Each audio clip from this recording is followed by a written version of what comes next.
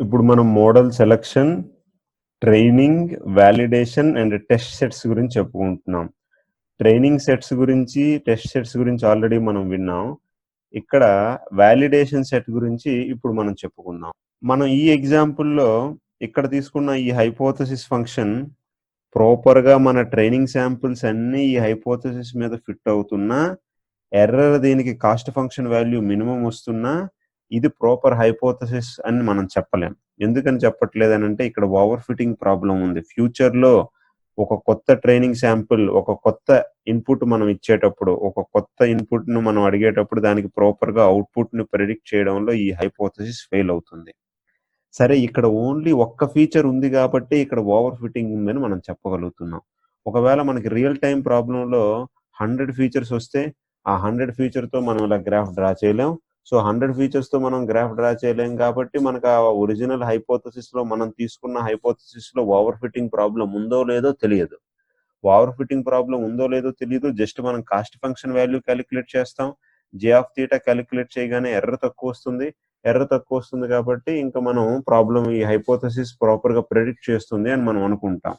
అందుకని మనం ఏం చేసాము, 70%, 30% తీసుకొని 70%తో మనం హైపోథసిస్ ఫైండ్ అవుట్ చేసి ఆ 70% హైపోథసిస్ వచ్చింది, ఆ 70% ట్రైనింగ్ శాంపుల్స్తో హైపోథసిస్ వచ్చిన తర్వాత ఇది ప్రాపర్గా వర్క్ అవుతుందా లేదా అని చెక్ చేయడానికి 30% ట్రైనింగ్ శాంపుల్స్తో మనం చెక్ చేసాం. కానీ ఇప్పుడు ఈ 30% ట్రైనింగ్ శాంపుల్స్తో చెక్ చేస్తుండేటప్పుడు కూడా ఈ 30% ట్రైనింగ్ శాంపుల్స్ మనం చెక్ చేస్తుండేటప్పుడు ప్రాపర్గా మనం ఏదైతే పాలినామియల్ ఒకవేళ ఈ 30% ట్రైనింగ్ శాంపుల్స్లో కూడా చెక్ చేస్తుండేటప్పుడు కాస్ట్ ఫంక్షన్ వాల్యూ ఒకవేళ ఎక్కువ వచ్చిందని అనుకుందాం. కాస్ట్ ఫంక్షన్ వాల్యూ ఎక్కువ వస్తుంది అని అంటే ఎర్రర్ ఉన్నట్టుగా.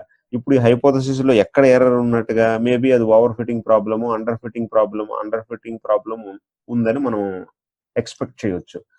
How to avoid this under fitting or over fitting problem, అది మెయిన్గా పాలినామియల్ డిగ్రీ మీద ఆధారపడి ఉంటుందని మనం చెప్పుకున్నాం. ఎగ్జాంపుల్, ఈ ట్రైనింగ్ సెట్ని ఇలా ఒక లైన్ గీసేసాం అంటే ఇది అండర్ ఫిట్టింగ్ అని, అంటే ట్రైనింగ్ శాంపిల్స్ ఏవి కూడా ఆ లైన్ నుండి వెళ్ళట్లేదు, ఫస్ట్ ఆర్డర్ పాలినామియల్.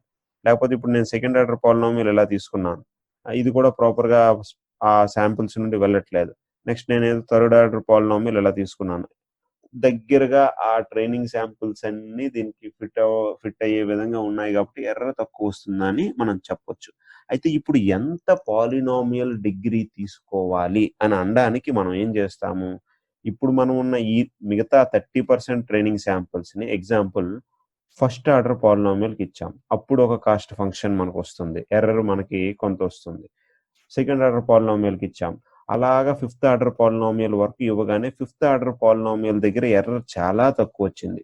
అప్పుడు మనం ఫిఫ్త్ ఆర్డర్ పాలినామియల్ ఉన్న హైపోథసిస్ తీసుకుంటే ఎర్రర్ తక్కువ వస్తుంది అని మనం చెప్పగలుగుతున్నాం. So our hypothesis is fixed to fifth order. ఇంతవరకు బాగానే ఉంది. కానీ ఇప్పుడు మనం first order, second order, third order అని టెస్ట్ శాంపుల్స్ ఉపయోగించి మనం చెక్ చేసాం. ఫస్ట్ ఆర్డరా, second order, third order, fourth order, fifth order అని.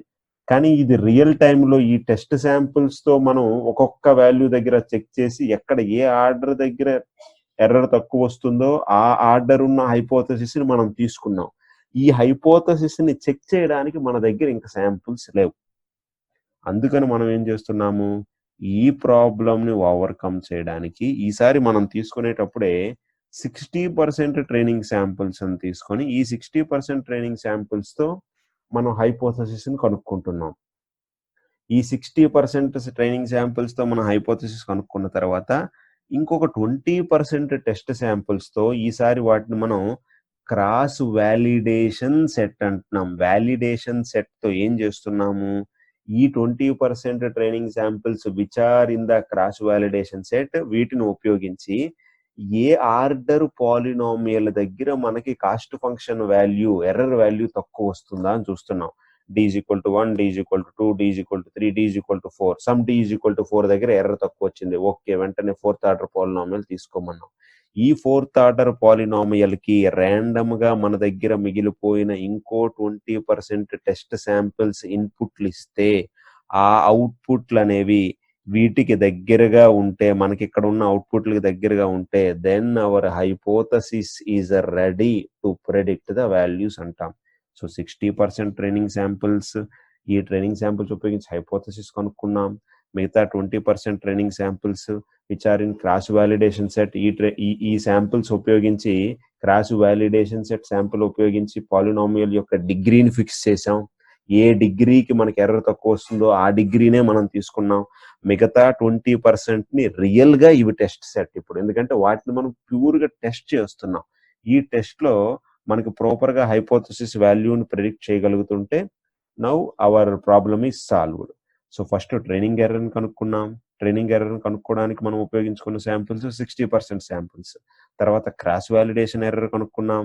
ఈ క్రాస్ వాలిడేషన్ ఎర్రర్కి మనం ఉపయోగించింది 20% శాంపిల్స్. దీంట్లోనే మనం ఈ ఓవర్ ఫిట్టింగ్ ప్రాబ్లమ్ని అవాయిడ్ చేయడానికి ప్రాపర్ ఆర్డర్ ఆఫ్ పాలినామియల్ తీసుకుంటున్నాం. సో ఫైనల్గా మనకి టెస్ట్ ఎర్రర్ చెక్ చేస్తున్నాం. ఈ టెస్ట్ ఎర్రర్కి మనం ఇంకొక 20% ట్రైనింగ్ శాంపిల్స్ తీసుకున్నాం. ఆ 20% ట్రైనింగ్ శాంపిల్స్ని ఇక్కడ టెస్ట్ శాంపిల్స్ అంటున్నాం. ఈ టెస్ట్ శాంపిల్స్లో కూడా ఎర్రర్ తక్కువ రావాలి. సో ఎగ్జాంపుల్ మనం తీసుకున్న మోడల్ ఇది థీటా, ఎగ్జాంపుల్ ఫస్ట్ ఆర్డర్, ఇది second order, third order, fourth order polynomial దగ్గర మనకి క్రాస్ వాలిడేషన్ ఎర్రర్ చాలా తక్కువ వచ్చింది అనుకున్నాం.